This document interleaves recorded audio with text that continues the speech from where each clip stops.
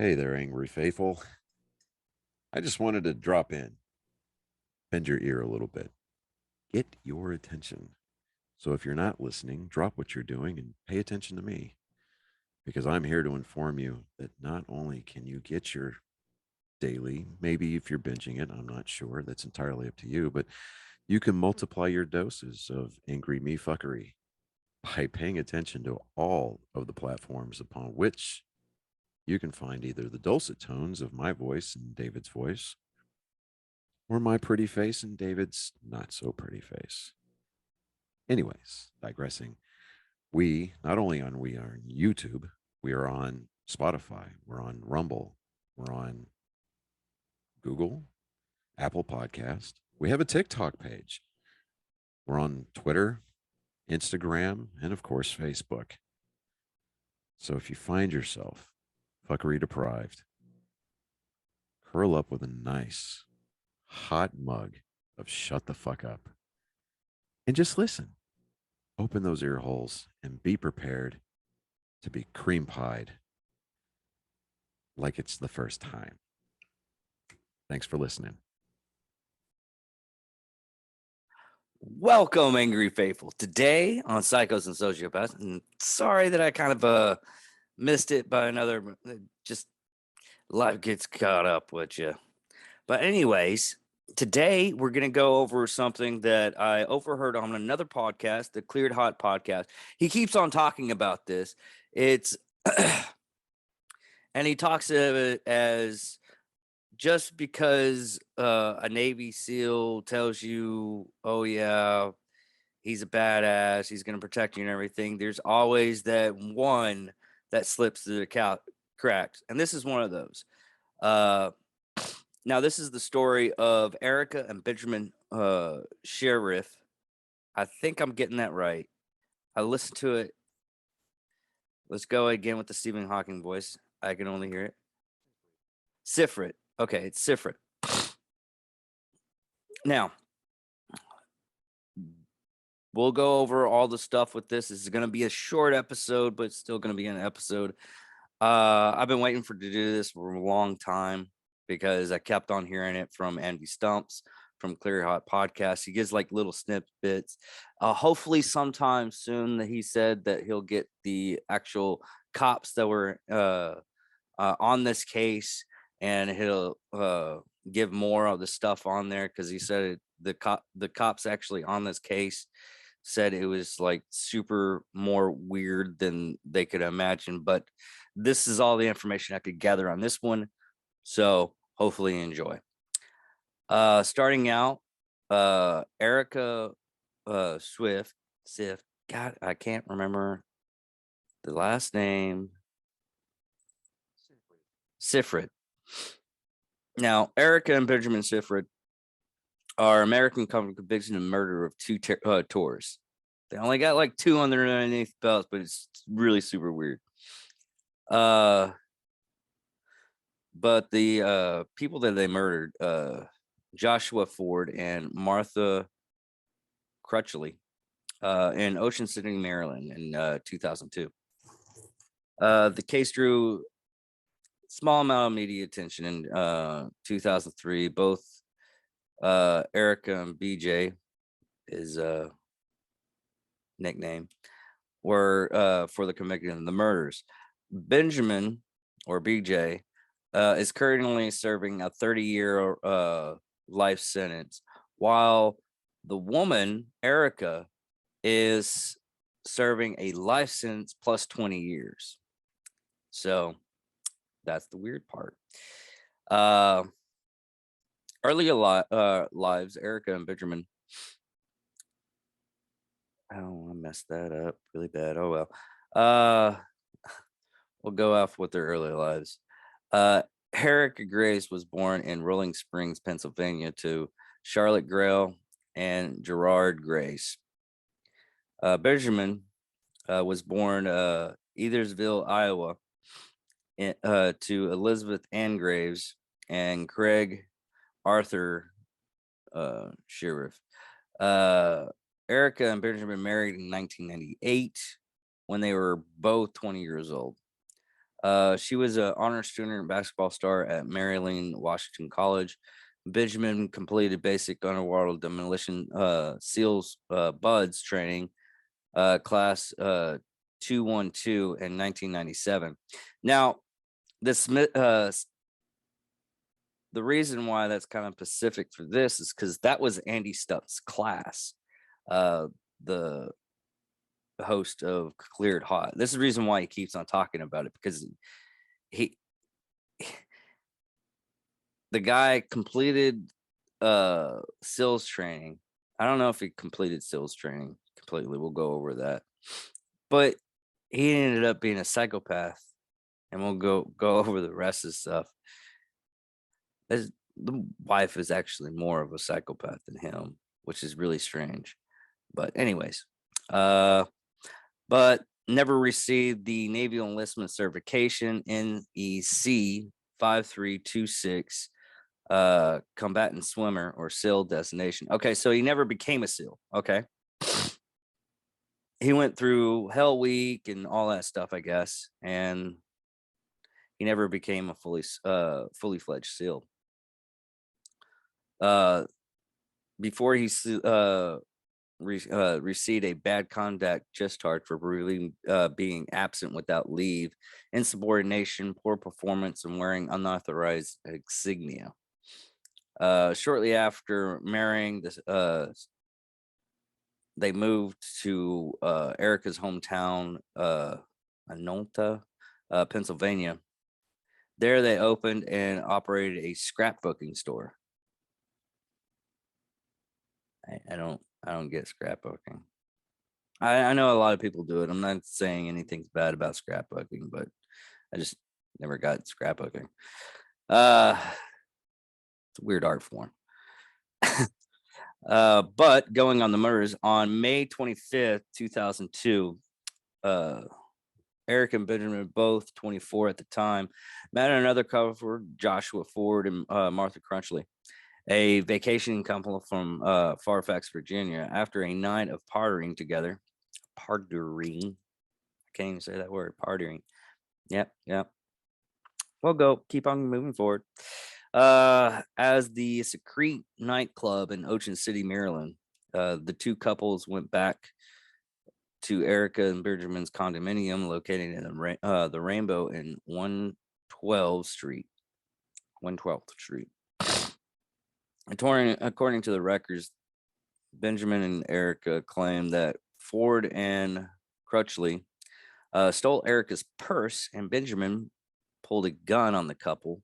After retreating to the bathroom, Ford was fatally shot 4 times with Erika's gun.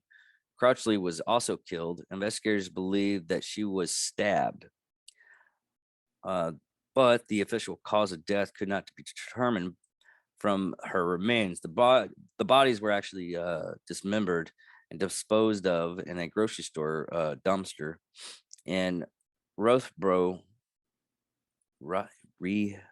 Both. Good Lord. Stephen Hawking voice, save me. Come on. Roboth Beach, Delaware. The remaining was transformed into a nearby landfill where they were recovered by searchers 9 days later. The arrest and trial. Erika and Benjamin were arrested on May 31st, 2002, when they were caught burglarizing a Hooters restaurant.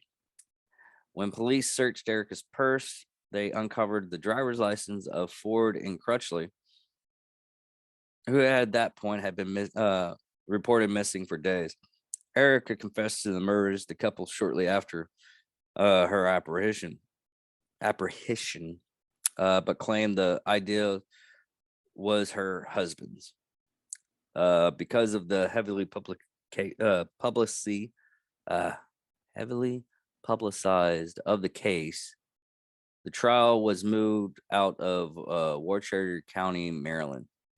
Benjamin trial was held in Rockville. Words, they are destroying me. Rockville, and Erika was in Frederick.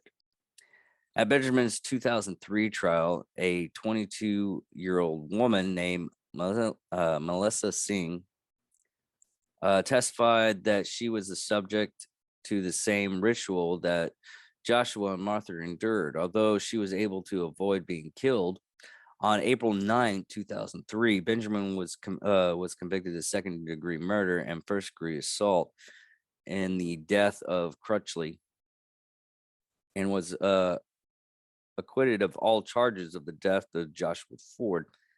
He was later sentenced to 38 years of prison. Erika's trial started shortly afterwards. On June 3rd, 2003, Erika's trial was on June 3rd, 2003.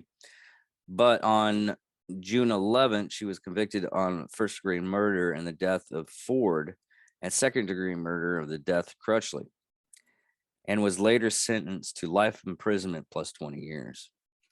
The aftermath: in 2010, Benjamin filed for divorce, which was granted in August 2010. Both the couple, Benjamin and Erika, have filed numerous appeals, all of which have failed. Benjamin exhausted his last one in 2010. Erika appealed, citing ineffectiveness of counsel, and was denied in 2014. Benjamin became eligible for parole in 2021. His first parole request refused in April 2022. If he is not granted parole, he will be released in 2030. Erika will be eligible for parole in 2024. Now, there has actually been a couple of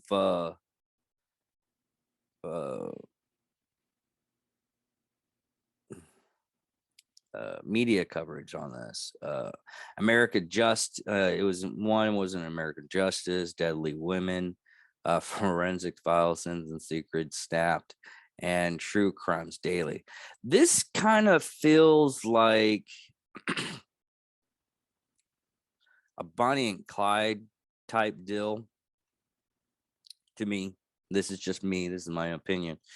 So if you have a different opinion, go talk about it in the comments, or reach out to us and give us your spill. I'm always willing to talk and debate with people over the cases that I do and everything like that, or tough stuff to talk about. But what's funny is a lot of people back in the day, and this is over research, and I really do need to do Bonnie and Clyde, because I love that. I love the movie Highwayman. That was a really good movie. And I love the aspects and the law enforcement of that case, because at that time, law enforcement, they communicated somewhat, but this was like a group effort only because of the whole the first formation of FBI during that time frame, a lot of other stuff.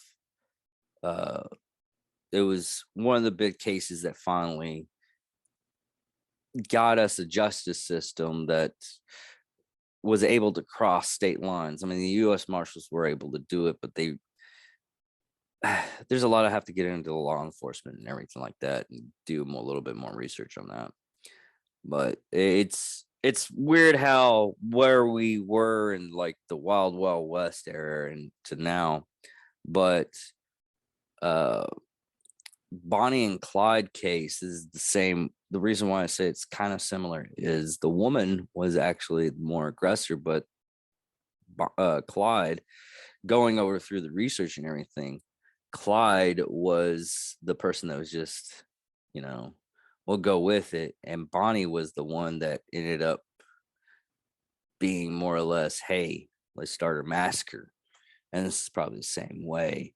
Some men are dumb with that. Some women are dumb with that too. So people do stupid stuff when they believe they're in love and everything like that. Mass murder is not one of them. But anyways, I digress. I was just speaking out. talking weird stuff. But it let me see if I can find a little bit more on this case. I found a couple of news articles and I forgot to bring it up. So just bear with me, people. See if I can find anything new. Oh, found the forensic files. Little Secrets episode with forensic files was another one.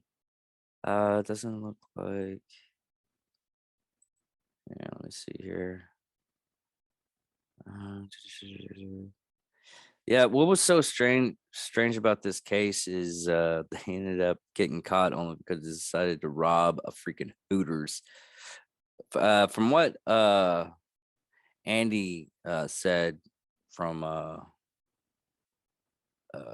Clear Hot podcast was they just had all the stuff. They've gotten rid of the body. They more or less figured out a schedule where the dumpster was going to be shipped out that day, so they dumped the body and everything, covered it up.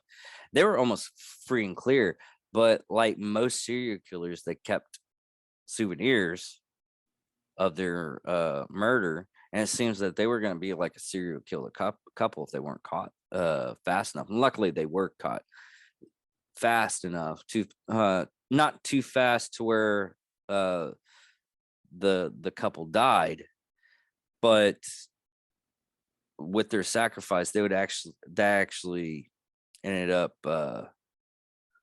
stopping more murders. I mean, it's a harsh way to look at that. Joshua Ford and Martha Curley,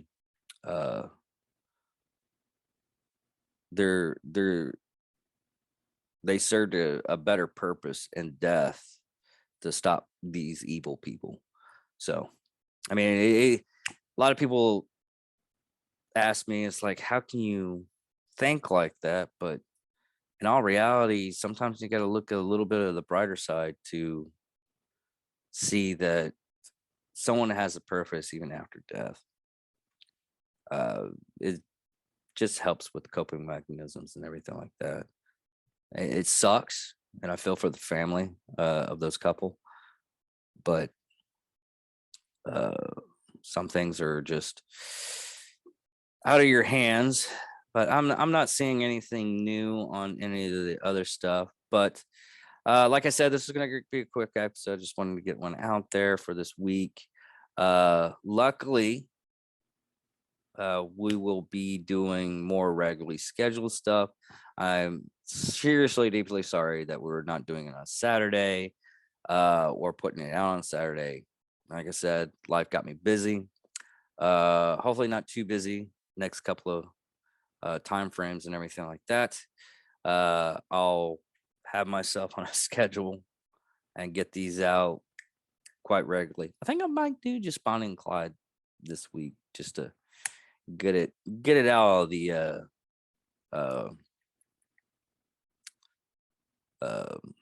workshop, I guess. But anyways, thank you for watching, everybody. Like I said, and like what Johnny said in the beginning of the promo, like, share, go to Facebook, Instagram. If you like our comments, if you don't like our comments, or like our content, but if you like our content, give us 5 stars. If you don't like our comments, just stop watching it, listening, and don't give us anything, because we're very fragile people. We can't take the hatred. Not really, I don't care. Anyways, thank you for all watching, listening on the podcast section, Spotify, Apple Podcast, Podbean. Oh, God, there's a laundry list of this stuff. But anyways, thank you for listening. Thank you for watching, if you're watching, and good evening, everybody.